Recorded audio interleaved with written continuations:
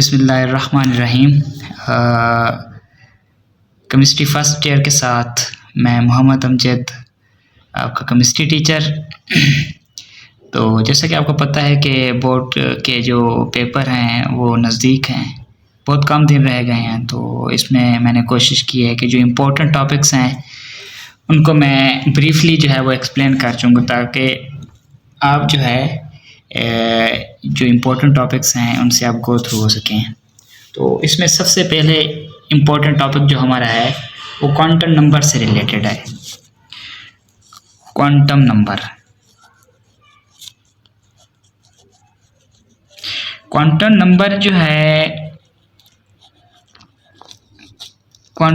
जो है ये हमें क्या बताता है? ये हमें किसी इलेक्ट्रॉन्स के बारे में मुकम्मल इंफॉर्मेशन देता है। कैसे मुकम्मल इंफॉर्मेशन देता है?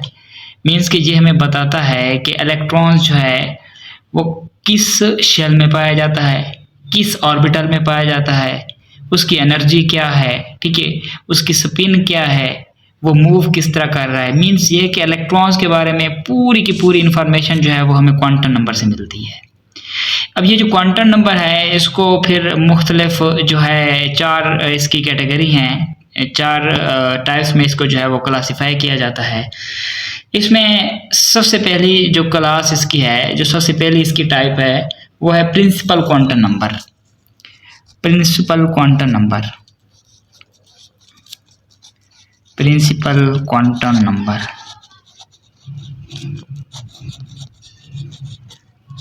प्रिंसिपल क्वांटम नंबर जो है ये सबसे मेन क्वांटम नंबर यही प्रिंसिपल क्वांटम नंबर है, ठीक है। मतलब ये कि ये प्रिंसिपल क्वांटम नंबर हमें इंफॉर्मेशन देता है अबाउट शेल के बारे में, ठीक है, कि कोई इलेक्ट्रॉन अगर कहीं पे मौजूद है तो उसका कौन सा शेल है।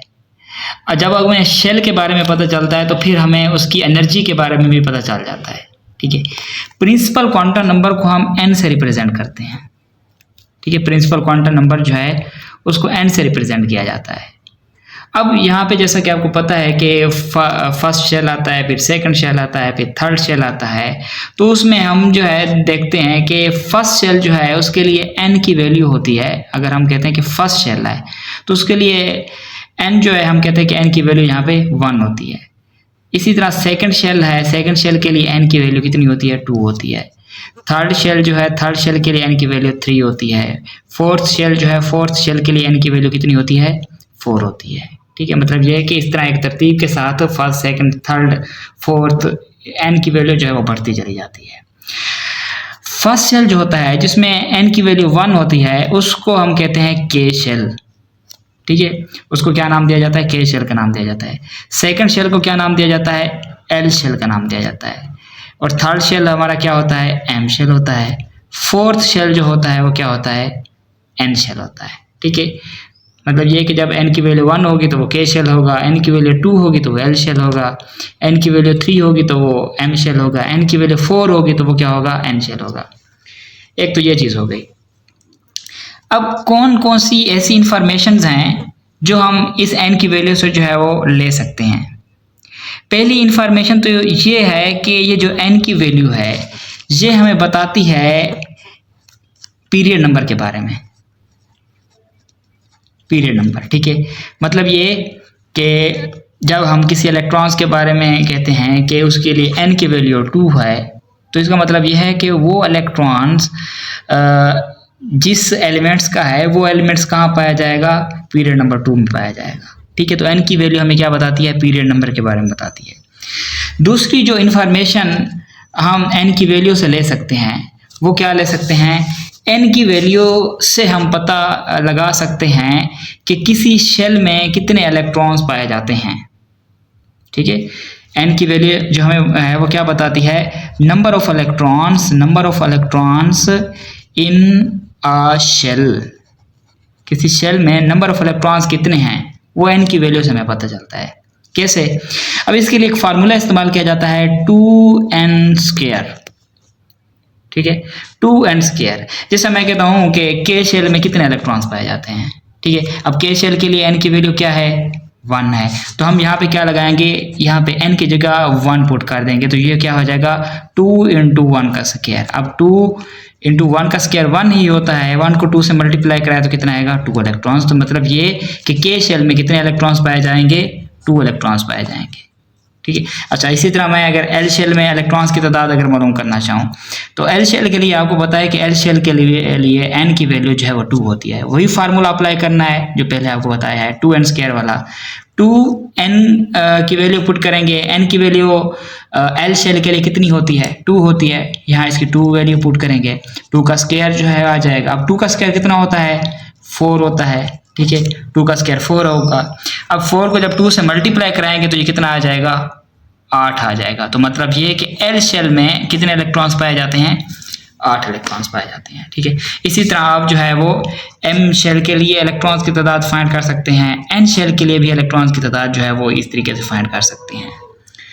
तो ये वो इम्पोर्टेंट इंफॉर्मेशंस हैं जो हम प्रिंसिपल क्वांटम नंबर से जो है वो लगा सकते हैं। हमें पता चलता है कि ये इसका पीरियड नंबर क्या है, ठीक है, इसमें इलेक्ट्रॉन्स जो हैं किसी शेल में कितने इलेक्ट्रॉन्स पाए जाते हैं, तो वो एन की वैल्यू से जो हमें पता चल जाता है।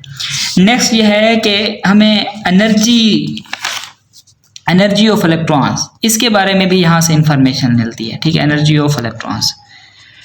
मैं ज़्यादा इसमें डीपली नहीं जाऊंगा, बस यहाँ आपको यही बताता चलूँ कि आपको पता है कि n की वैल्यू जितनी बढ़ती चली जाएगी, ठीक है, तो वो उतना उसका शेल का नंबर जो है वो बढ़ता चला जाएगा। अब जितना शेल का नंबर बढ़ता चला जाएगा उतनी एनर्जी उसकी क्या होती जाएगी, ज़्यादा होती जाएगी। तो मैं यूँ भी कह सकता हूँ कि n की वैल्यू जो है वो एनर्जी ऑफ इलेक्ट्रॉन्स की क्या होगी, डायरेक्टली प्रोपोर्शनल होगी। मतलब ये कि n की वैल्यू जितनी बढ़ेगी इलेक्ट्रॉन्स की एनर्जी भी उतनी क्या हो जाएगी, बढ़ जाएगी, ठीक है। नेक्स्ट सेकंड नंबर पर है एजीमुथल क्वांटम नंबर। अब ये जो एजीमुथल क्वांटम नंबर है ये हमें शेप्स ऑफ ऑर्बिटल्स के बारे में इंफॉर्मेशन देता है और number of subshells in a shell इसके बारे में भी इंफॉर्मेशन देता है, ठीक है। अब जब किसी एटम को हम स्पेक्ट्रा निकालते हैं तो उसमें हम देखते हैं कि वो जो उसका स्पेक्ट्रा होता है उसमें हमें लाइनें नज़र आती हैं, ठीक है। तो वो लाइनें जो हैं वो हमें किसकी लाइनें नज़र आती हैं, वो हमें शेल्स की लाइनें नज़र आ रही हैं। अब जब हम उस स्पेक्ट्रा को मज़ीद मतलब के जूम करके देखें, इस तरह कहूँ कि फिर क्या होता है कि वो जो लाइनें हैं वो हमें क्या नज़र आती हैं, मज़ीद फाइन लाइंस की शक्ल में जो है वो नज़र आती हैं, ठीक है। वो जो छोटी लाइनें हमें नज़र आ रही होती हैं, ठीक है, जिसको हम फाइन लाइंस का नाम देते हैं, वो क्या कहलाती हैं, वो सब शेल्स की लाइनें होती हैं, ठीक है। अब जिस तरह मैंने आपको कहा था कि प्रिंसिपल क्वांटम नंबर जो है उसकी वैल्यू n, जो उसको n से रिप्रेजेंट किया जाता है, उसकी वैल्यू जो है वो 1 2 3 इस तरह होती है। इस तरह एजीमुथल क्वांटम नंबर जो है, एजीमुथल क्वांटम नंबर को l से रिप्रेजेंट किया जाता है, ठीक है। एजीमुथल क्वांटम नंबर को l से रिप्रेजेंट किया जाता है। अब एजीमुथल क्वांटम नंबर में l की जो वैल्यू है वो स्टार्ट होती है 0 से, ठीक है, 0 1 2 3 4 सो ऑन इस तरह चलती जाती है। हम यूँ भी कह सकते हैं कि जो l की वैल्यू होगी, ठीक है, वो n की वैल्यू से हमेशा क्या होगी, एक कम होगी, यानी l जो है वो किसके बराबर होगा, n-1 के बराबर होगा।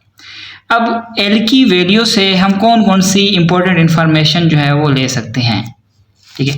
अब यहाँ पे जब l की वैल्यू 0 होगी, ठीक है, ये इंपॉर्टेंट चीज़ है, इसको आपने समझना है। जब l की वैल्यू 0 होगी तो उस वक्त कहेंगे कि जो सब शेल है वो s सब शेल है, ठीक है। जब l की वैल्यू 1 होगी तो उस वक्त सब शेल क्या होगा, p सब शेल होगा, ठीक है, p सब शेल होगा। जब l की वैल्यू 2 होगी वो क्या होगा, d सब शेल होगा, d सब शेल। और जब l की वैल्यू 3 होगी वो क्या होगा, f सब शेल होगा, ठीक है। l की वैल्यू 1 जो है वो क्या किसको रिप्रेजेंट करती है, l की वैल्यू 0 जो है वो किसको रिप्रेजेंट करती है, s सब शेल को रिप्रेजेंट करती है। l की वैल्यू 1 जो है वो p सब शेल को रिप्रेजेंट करती है। l की वैल्यू 2 जो है वो t सब शेल को रिप्रेजेंट करती है। और l की वैल्यू 3 जो है वो किसको रिप्रेजेंट करती है, f सब शेल को रिप्रेजेंट करती है। ये एक चीज़ होगी। अब दूसरी चीज़ जो मैं यहाँ आपको क्लियर करवाऊँगा वो ये है कि अब देखें फर्ज करो हमें कहा जाता है कि n की वैल्यू जो है वो है, n की वैल्यू जो है वो 0 है, ठीक है, n की वैल्यू 0 है। अब n की वैल्यू n की वैल्यू 0 नहीं होती, 1 से स्टार्ट होती है। n की वैल्यू जो है वो 1 है, ठीक है। n की वैल्यू अगर 1 है तो इसमें l की वैल्यूज, पॉसिबल वैल्यूज जो हैं वो कौन कौन सी होंगी? तो यहाँ पे अगर n की वैल्यू अगर 1 है तो जिस तरह मैंने आपको कहा है कि l की वैल्यू जो है वो n की वैल्यू से क्या होती है, एक कम होती है, तो l की वैल्यू क्या होगी, 0 होगी, ठीक है। n की वैल्यू 1 है तो l की वैल्यू क्या होगी, 0 होगी, ठीक है। अच्छा, अब l की वैल्यू 0 है तो अगर n की वैल्यू 1 हो, l की वैल्यू 0 हो, तो इसमें सब शेल कौन कौन से आने चाहिए? इसमें सब शेल कौन से आने चाहिए? s सब शेल आना चाहिए, सिर्फ इसमें s होगा, ये एक चीज़।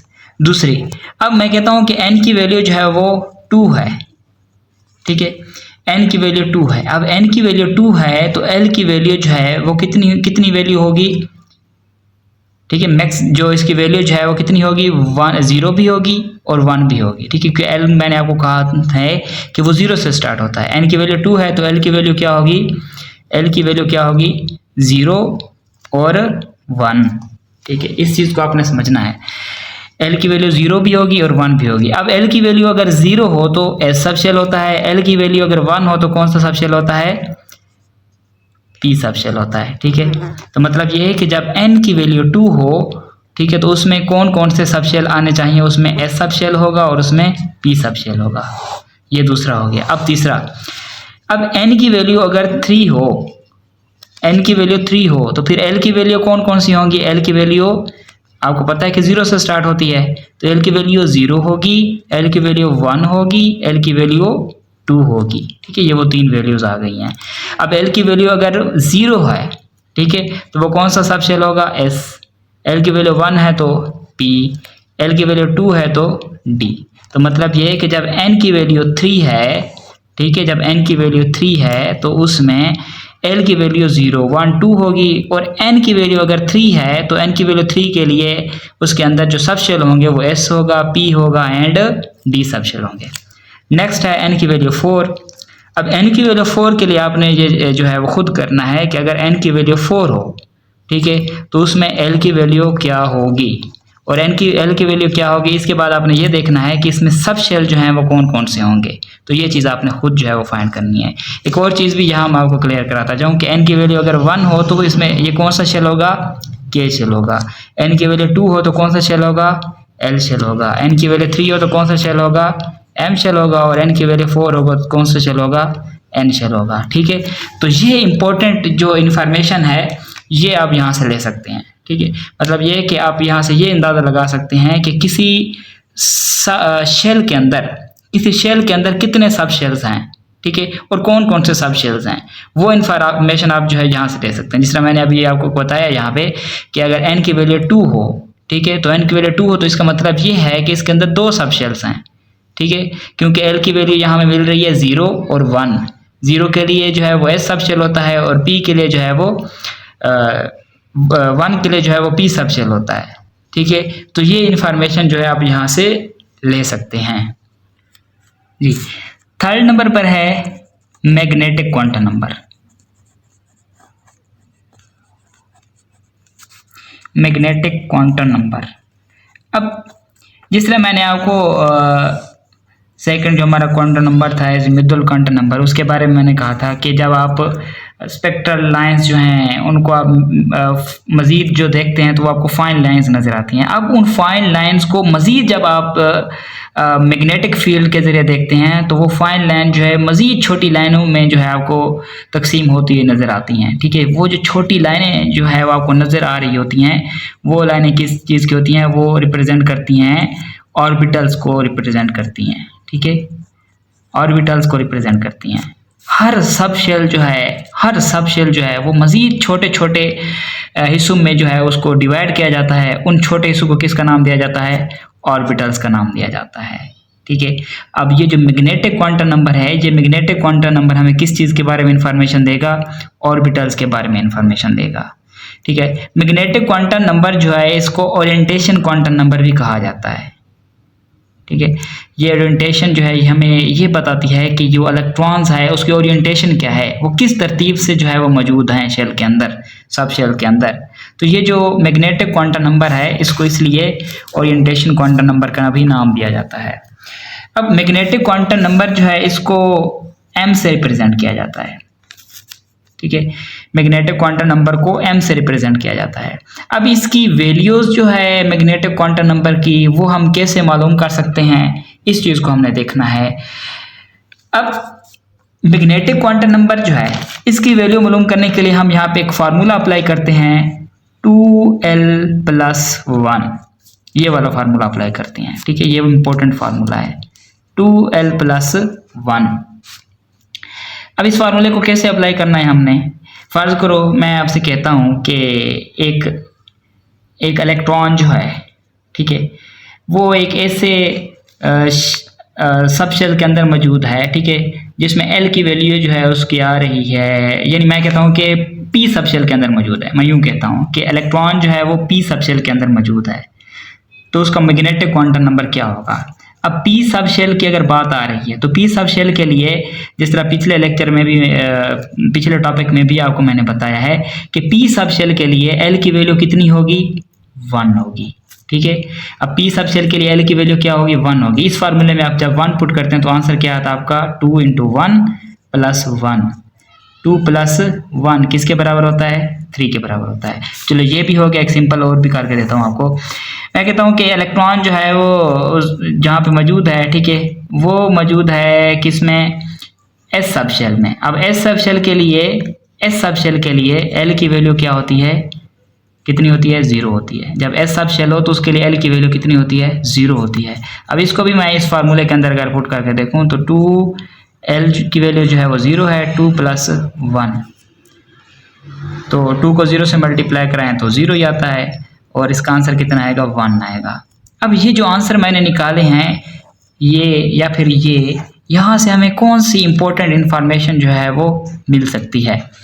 अब ये जो m की वैल्यू 1 आ रही है, ठीक है, m की वैल्यू 1 आ रही है। अब m स्टार्ट होता है किससे, 0 से स्टार्ट होता है, और ये फिर माइनस में और प्लस में यूं आगे की तरफ जो है बढ़ता चला जाता है। अब यहाँ पे m की वैल्यू अगर यहाँ पे अगर m की वैल्यू 1 आ रही है तो m की वैल्यू 1 जो है अगर आ रही है तो ये रिप्रेजेंट करती है कि इसका मैग्नेटिक क्वांटम नंबर भी क्या होगा, 0 होगा, ठीक है। m की वैल्यू 1 जो है ये रिप्रेजेंट करती है कि इसका मैग्नेटिक क्वांटम नंबर जो है वो 0 होगा, ठीक है। जब 1 हो m की वैल्यू तो वो रिप्रेजेंट करती है कि मैग्नेटिक क्वांटम नंबर क्या है, 0 है, ठीक है। अब नेक्स्ट जो है उसको मैं समझाता हूँ, फिर आपको ज़्यादा क्लियर हो जाएगा। अब यहाँ पे m की वैल्यू जो है वो 3 आई हुई है, ठीक है, m की वैल्यू यहाँ पे 3 आई हुई है। अब 3 आई हुई है, अब इसका मैग्नेटिक क्वांटम नंबर क्या क्या होगा, ठीक है। अब इसका मैग्नेटिक क्वांटम नंबर जो है वो होगा -1 0 +1, ठीक है। ये 3 जो आई हुई है वैल्यू जो हमने यहाँ फार्मूले से ड्राइव की है, ये हमें बताती है कि m की कितनी जो है वो पॉसिबल वैल्यूज हो सकती हैं। यानी यहाँ पे अगर इसका आंसर 3 आया है तो ये रिप्रेजेंट करता है कि m की ये 3 पॉसिबल वैल्यूज हो सकती हैं। कौन सी हो सकती हैं, -1 0 और +1। यहाँ पे क्योंकि 1 आया था तो 1 उसका आंसर जो है वो रिप्रेजेंट कर रहा था कि m की जो है वो सिर्फ एक ही पॉसिबल वैल्यू हो सकती है, और वो क्या है, 0 है, ठीक है। अब एक और चीज, अब ये जो 0 है, ठीक है, m की वैल्यू 0 है S सब शेल के लिए, तो इसका मतलब ये है कि इसके मजीद ऑर्बिटल्स हैं नहीं, यानी उसका जो सब शेल है वही उसका ऑर्बिटल्स है। यानी m के अंदर जो है वो एक ही ऑर्बिटल्स मौजूद होता है, S के अंदर एक ही ऑर्बिटल्स मौजूद होता है जो कि उसका अपना होता है।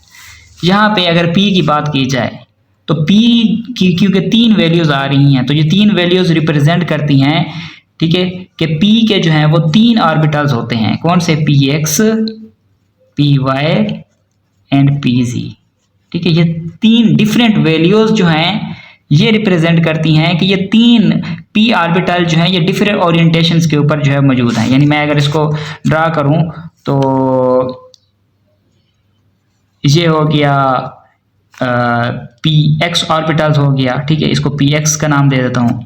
ये हो गया pz ऑर्बिटल हो गया, और ये हो गया py ऑर्बिटल। इसको मैं यूं आगे की तरफ जो है वो कर सकता हूँ, तो मतलब ये py ऑर्बिटल।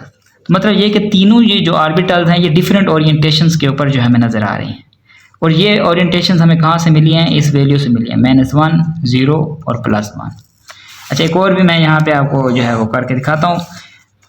अगर डी सब शेल हो, ठीक है, अगर डी सब शेल हो, डी सब शेल के लिए एल की वैल्यू कितनी होगी, डी सब शेल के लिए एल की वैल्यू कितनी होगी, 2, ठीक है, डी सब शेल के लिए एल की वैल्यू कितनी होगी, 2 होगी।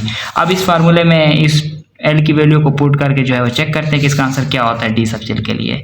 तो 2 × 2 + 1, 2 को 2 से मल्टीप्लाई कराए तो कितना आया, 4 + 1 5। मतलब ये है कि m की 5 वैल्यूज होनी चाहिए। अब वो m की 5 वैल्यूज कौन सी आएंगी, वो आएंगी +2 +1 0, सॉरी, m की 5 पॉसिबल वैल्यूज होंगी, वो कौन सी होंगी, -2 -1 0 +1 +2, क्योंकि माइनस जो है वो छोटी वैल्यू है और छोटी वैल्यू को हम क्या लिखते हैं, पहले लिखते हैं। तो ये m की 5 ये पॉसिबल वैल्यूज होंगी। तो इसका मतलब ये है कि यहाँ पे d सब शेल्स के 5 ऑर्बिटल्स बनेंगे, जितनी वैल्यूज आएंगी m की उतने उसके ऑर्बिटल्स बनेंगे। अब वो d सब शेल के 5 ऑर्बिटल्स कौन से होंगे, वो होंगे dxy, dyz, dxz, ठीक है, और dx² - y² एंड dz², ठीक है। तो ये 5 इसके डिफरेंट जो है वो आपको यहाँ पे ऑर्बिटल्स नज़र आ रहे हैं, ठीक है। तो डी सब शेल के 5 ऑर्बिटल्स इस तरह के बनते हैं, ओके। एक और चीज़ भी यहाँ आपको मैं क्लियर कराता चलूँ कि ये जो सब शेल्स हैं, ठीक है, सब शेल्स के अंदर इलेक्ट्रॉन्स की तादाद भी मैं आपको यहाँ पे बताता चलूँ। जो एस सब शेल है, एस सब शेल के अंदर मैक्सिमम 2 इलेक्ट्रॉन्स आ सकते हैं, ठीक है। पी सब शेल के अंदर मैक्सिमम 6 इलेक्ट्रॉन्स आ सकते हैं। डी सब शेल के अंदर मैक्सिमम जो है वो 10 इलेक्ट्रॉन आ सकते हैं, और एफ ऑर्बिटल्स के अंदर मैक्सिमम कितने इलेक्ट्रॉन आ सकते हैं, 14 इलेक्ट्रॉन आ सकते हैं। तो ये तादाद आपने याद करनी है। एक और चीज़, यहाँ पे मैंने ये ऑर्बिटल्स बनाए हैं। अब कोई भी ऑर्बिटल्स ले लें, कोई भी ऑर्बिटल्स ले लें, उसमें इलेक्ट्रॉन्स की जो मैक्सिमम तादाद होगी वो कितनी होगी, 2 होगी, ठीक है। चाहे वो आप डी का ऑर्बिटल ले रहे हो, जिस तरह मैं कहता हूँ कि ये dxy है, इसमें मैक्सिमम कितने इलेक्ट्रॉन आ सकते हैं, तो आप कहेंगे 2। dyz, इसमें कितने इलेक्ट्रॉन आ सकते हैं, 2। dxz, इसमें भी 2, इसमें भी 2, इसमें भी 2। अच्छा, इसी तरह अगर p के ऑर्बिटल्स के बारे में पूछा जाए, px में मैक्सिमम कितने इलेक्ट्रॉन आ सकते हैं, 2। py में कितने, 2। pz में कितने, 2। इस तरह s में अगर पूछा जाए तो s में भी कितने आ सकते हैं, 2 आ सकते हैं। मतलब ये कि कोई किसी भी शेल सब शेल का ऑर्बिटल हो, किसी भी सब शेल का ऑर्बिटल हो, उसमें जो मैक्सिमम इलेक्ट्रॉन्स आएंगे वो कितने होंगे, उसकी तादाद 2 होगी, ठीक है। 2 से ज़्यादा इलेक्ट्रॉन जो है उसके अंदर नहीं आ सकते। अब वो 2 इलेक्ट्रॉन एक ऑर्बिटल्स के अंदर कैसे आ सकते हैं, इसको हम जो है वो नेक्स्ट जो हमारा टाइप है स्पिन क्वांटम नंबर, उस स्पिन क्वांटम नंबर में जो है हम वो एक्सप्लेन करते हैं। फोर्थ है spin quantum number. Spin quantum number जो है ये हमें इलेक्ट्रॉन्स की स्पिन के बारे में बताता है, ठीक है। अब जिस तरह मैंने पिछले इसमें बताया, टाइप्स में बताया है मैग्नेटिक क्वांटम नंबर में, कि हर ऑर्बिटल्स के अंदर 2 इलेक्ट्रॉन्स जो है वो आ सकते हैं। जिस तरह मैं कहता हूँ कि px, py एंड pz, ठीक है, ये 3 ऑर्बिटल्स हैं। ये एक ऑर्बिटल है, ये दूसरा ऑर्बिटल है, ये तीसरा ऑर्बिटल है p के।